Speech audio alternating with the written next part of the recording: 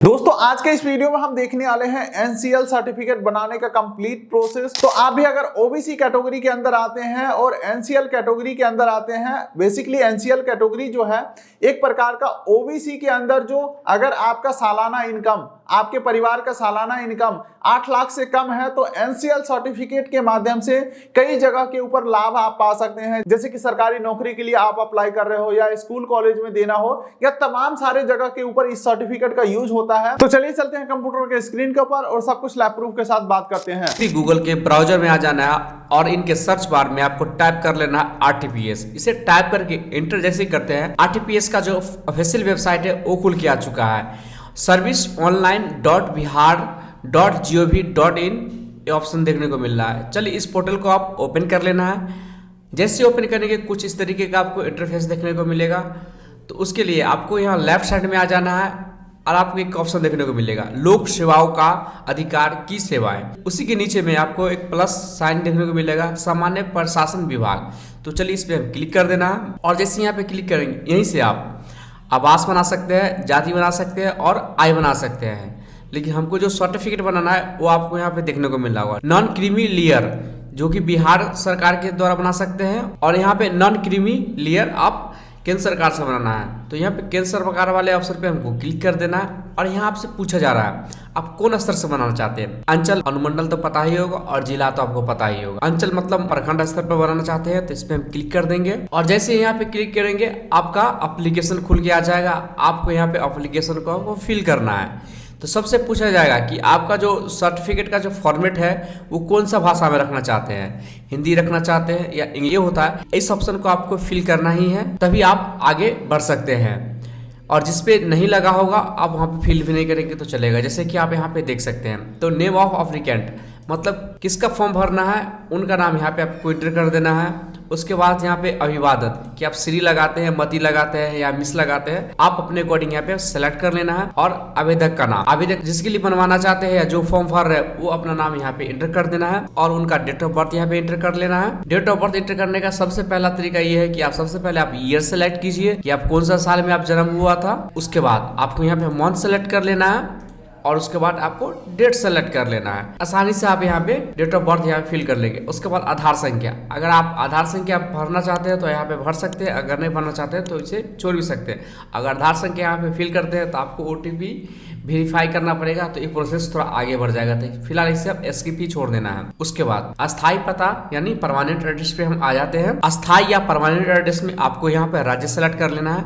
राज्य यहाँ पे ऑटो फिल कर लिया गया और यहाँ पे अनुमंडल यानी सब डिवीजन आपको सेलेक्ट कर लेना है कि आपको कौन सा है। और यहाँ पे आपको जिला सेलेक्ट कर लेना है कौन सा जिला है। तो आपको जो भी जिला होगा उस जिला को आप यहाँ पे सेलेक्ट कर लेना है। आप जैसे यहाँ पे जिला सेलेक्ट करेंगे तो आपका अनुमंडल वाला जो ऑप्शन है वो खुल के आ जाएगा। तो आपका जो भी अनुमंडल है उस अनुमंडल को यहाँ पे सेलेक्ट कर लेना है। उसके बाद जो भी प्रखंड है उस प्रखंड को आप सेलेक्ट कर लेना है। आपका जो भी ग्राम है, ग्राम का नाम यहाँ पे एंटर कर देना है। उसी तरीके से आप यहाँ पे वार्ड का नाम यहाँ पे एंटर कर देना है और उसके बाद यहाँ पे डाकघर का आपका नाम यानी पोस्ट ऑफिस का नाम यहाँ पे एंटर कर देना है। और अपना एरिया का जो भी पिन कोड है अपना पिन कोड डाल देना है, ग्राम या मोहल्ले का। और उसके बाद यहाँ पे सर्कल नंबर आपको अगर पता है तो यहाँ पे एंटर कर सकते हैं, अगर नहीं पता है तो इसे छोड़ भी सकते हैं। उसके बाद होल्डिंग, इसको आप भरना चाहे तो आप भर भी सकते हैं, इसे छोड़ भी सकते हैं। उसके बाद यहाँ से आप स्थानीय का निवास, यहाँ से पूछा जा रहा है कि आप ग्राम पंचायत में रहते हैं या नगर पंचायत में रहते हैं या नगर परिषद में रहते हैं। आप जिस भी में रहते हैं तो उसमें हम सेलेक्ट कर लेंगे। हम गांव से आते हैं तो ग्राम पंचायत यहाँ सेलेक्ट कर लिए हैं और यहाँ पे थाना सेलेक्ट करने की पूछा जा रहा है। तो चलिए जो भी है यहाँ पे थाना आएगा मिल जाएगा। जैसे आप जिला और ब्लॉक सेलेक्ट कीजिएगा तो आपको थाना ऑटोमेटिक यहाँ पे आपको लिस्ट में मिल जाएगा। थाना यहाँ पे सेलेक्ट कर लिए हैं और ये ग्राम पंचायत भी यहाँ पे देख सकते हैं आ गया है। तो अपने हिसाब से आप यहाँ से सेलेक्ट कर सकते हैं। और उसके बाद यहाँ पे नीचे हम आ जाएंगे। टेम्पोररी एड्रेस जो है और परमानेंट एड्रेस है वो दोनों सेम है। अगर सेम है तो यहाँ पे इस पे क्लिक करेंगे, ऑटो फेच कर लिया जाएगा। आप यहाँ पे देख सकते हैं सारा डिटेल्स यहाँ पे आ चुका है और आपको नीचे स्क्रॉल कर देना है। और सबसे पहले पूछा जाए कि रिलीजन मतलब कौन सा धर्म है आपका, हिंदू है, मुस्लिम है या सिख है या ईसाई है, जो भी है आप अपने हिसाब से यहाँ पे इंटर कर लेंगे। वर्ग यानी अन्य पिछड़ा आपको सेलेक्ट कर लेना है। उसके बाद यहाँ पे जाति, आप कौन सा जाति है, अघोरी, अमाद, कादर, कलंदर, कौरा, कोच, कुरुप मतलब जो भी है आपका वो यहाँ पे आपको कास्ट यहाँ पे देखने को मिल जाएगा। तो आप अपने हिसाब से यहाँ पे कोई सेलेक्ट कर लेना है। उपजाति यहाँ पे देख सकते हैं, अगर आपके पास में सब कास्ट यहाँ पे सर्टिफिकेट है कौन सा वो आप यहाँ पे सेलेक्ट कर लेना है। और यह उप जाति क्रमांक संख्या अगर है तो आप यहाँ पे भर सकते हैं, अगर नहीं है तो इसे छोड़ भी सकते हैं। और पेशा या मतलब कौन सा आप काम कर सकते, छात्र है, सरकारी सेवा है, निजी सेवा है, कौन है, अन्य आप जो भी है आप यहाँ पे सेलेक्ट कर लेना है। उसके बाद नीचे आ जाना है और उसके बाद यहाँ पे पिछड़ी जाति का क्रमांक संख्या जो है आपको यहाँ पे ऑटो फेच होके आ जाएगा। यहाँ पे आपको पिताजी का नाम यहाँ पे एंटर कर देना है वो भी इंग्लिश में, और यहाँ पिताजी का नाम यहाँ पे एंटर कर देना है हिंदी में। उसके बाद पिताजी का जाति जो है वो यहाँ पे सेलेक्ट कर लेना है और जाति सेलेक्ट करके उनका जाति का जो क्रमांक संख्या होगा आप यहाँ पे एंटर कर देना है। उसी तरीके से माता का नाम यहाँ पे इंग्लिश में एंटर कर देना है। उसके बाद यहाँ पे नेम ऑफ हस्बैंड, हस्बैंड का नाम आपको एंटर कर देना है और हिंदी में यहाँ पे उसी तरीके से आप यहाँ पे नाम एंटर कर देना है। उसके बाद आपको ईमेल एड्रेस यहाँ पे एंटर कर देना है और आपको मोबाइल नंबर आपको यहाँ पे एंटर कर देना है। और आप यहाँ पे हाल ही में जो भी फोटो खिंचवाए होंगे उनको यहाँ पे आपको अपलोड कर देना है, जिनका साइज बहुत ही कम होता है जो कि 5 KB में होता है, उसको आपको अपलोड कर देना है। और उसके बाद नीचे हम आ जाएंगे, आप यहाँ पे देख सकते हैं अभिभावक, पिता या पति की स्थिति, मतलब उनका डिटेल्स यहाँ पे भरने के लिए बोला जा रहा है। जैसे कि आपके पिता कौन सा काम करते हैं, गवर्नमेंट में है या प्राइवेट में है, उनका डिटेल्स यहाँ पे भरना है। अगर माता जी है तो आप उनका यहाँ पे भरना है। अगर आपके पति है तो उनका यहाँ पे डिटेल्स भरना है। अगर नहीं है कोई गवर्नमेंट में तो आप इसे छोड़ भी सकते हैं। मान लीजिए कि आपके पति जो है या पिताजी जो है वो कोई गवर्नमेंट में काम करते हैं, जैसे कि संवैधानिक पद, जैसे कि वो मान लीजिए कि रेलवे में है तो यहाँ पे रेलवे यहाँ लिख देना है, पद नाम, रेलवे में कौन सा पोस्ट पे है उस पोस्ट का नाम यहाँ लिख देना है। कौन सा राज्य में काम करते हैं उनका यहाँ पे एंटर कर देना है और उनका पद नाम यहाँ पे एंटर कर देना है। और उनके बेसिक आय मतलब कितना पेमेंट मिलता है उसको एंटर कर देना है।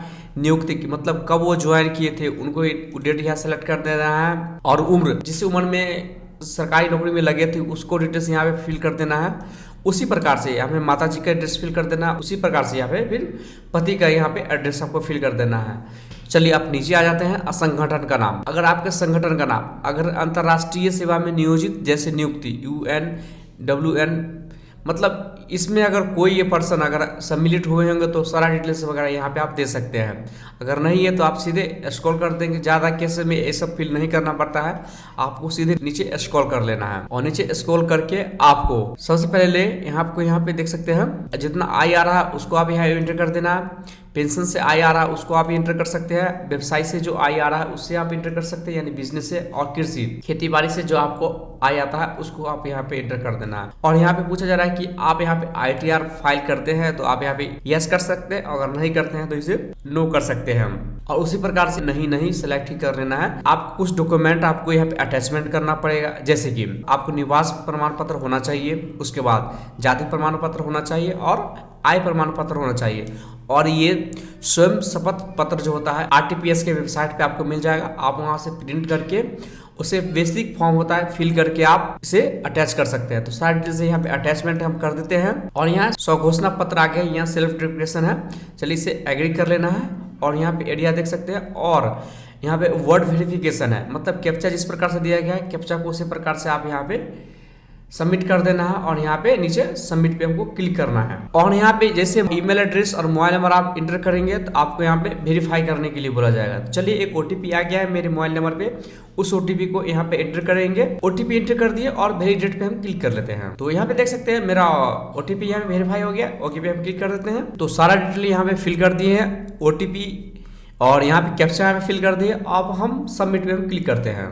जैसे यहाँ पे सबमिट पे क्लिक करते हैं तो एक पॉपअप मैसेज आया है, यहाँ बता जा रहा है कि आप डिटेल्स वगैरह को सही से भर ले, मोबाइल नंबर और ईमेल एड्रेस को सही से एक बार जांच कर ले, ताकि आपका जो भी डिटेल्स वगैरह हो आपको SMS के माध्यम से या ईमेल के माध्यम से आपको डिटेल्स वगैरह आपको भेज दिया जाएगा। तो मेरा सब कुछ यहाँ पे ठीक है, तो हम ओके पे हम क्लिक करेंगे और हम नेक्स्ट पेज पे हम आ चुके हैं। तो अपना सारा डिटेल्स वगैरह आप यहाँ पे देख सकते हैं। आप सीधे नीचे स्क्रॉल कर लेंगे और अटैच एनेक्चर पे क्लिक कर लेंगे। अगर आप चाहते हैं कुछ एडिट वगैरह करना तो आप यहाँ से फिर से बैक जाके एडिट वगैरह आप कर सकते हैं, यानी सुधार वगैरह कर सकते हैं। चलिए अटैच एनेक्चर पे क्लिक करेंगे और यहाँ पे हम डॉक्यूमेंट अटैचमेंट पर हम आ चुके हैं। तो यहाँ पे सबसे पहले आपको कास्ट सर्टिफिकेट आपको अपलोड करना है और रेसिडेंस सर्टिफिकेट और इनकम सर्टिफिकेट, ऑथ लेटर, सारा डॉक्यूमेंट यहाँ पे हमको अपलोड करना है। तो चलिए सारे डॉक्यूमेंट को 1 बाय 1 यहाँ पे अपलोड कर लेते हैं। तो आप यहाँ पे देख सकते हैं कौन फाइल यहाँ पे अपलोड कर सकते हैं, JPG या PDF अपलोड कर सकते हैं। तो चलिए मेरा JPG और PDF में भी है, चलिए इस पर क्लिक करेंगे और स्कैन पे क्लिक करते हैं। सारा डॉक्यूमेंट यहाँ पे फिल कर लेना और यहाँ पे सेव एलेक्चर पे क्लिक करना है। तो आपको यहाँ पे इस तरीके का आपको एक्नॉलेजमेंट नंबर आपको मिल जाएगा। इसी में आपको डेट यहाँ पे मेंशन कर दिया जाएगा कि आपको किस डेट में आपको वहाँ पे अंचल पे जाना है, वहाँ पे आपको डॉक्यूमेंट आपको मिल जाएगा। तो कुछ इस तरीके से आप यहाँ पे अपना NCL सर्टिफिकेट यहाँ पे अप्लाई कर सकते हैं। तो thank you for watching this video, धन्यवाद।